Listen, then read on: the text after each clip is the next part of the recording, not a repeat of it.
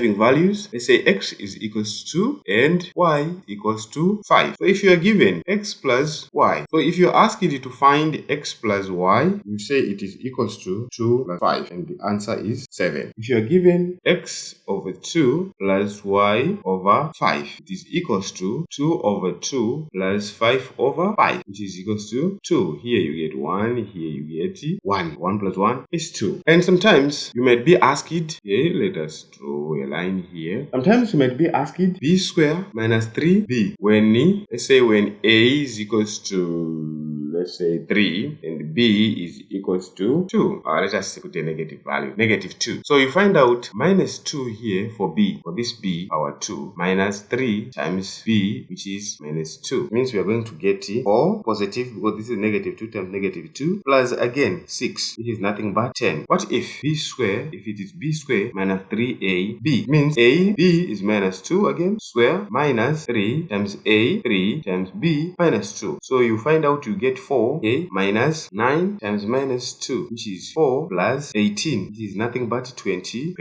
So I'm teaching you how to substitute algebraic terms. I want you to evaluate.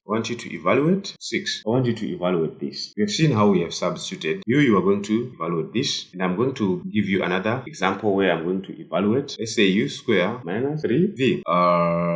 When, let's say, u is equals to 2 and v is equals to minus 4. So in this case, we're going to say 2 bracket 2 minus 4v, which is minus 4. So what do I get? I get a 4, I get here a plus 12, and I get a nothing but 16. So like I said, I want you to evaluate this question and tell me the answer. I think that's all for this video. See you on the next video. Bye bye.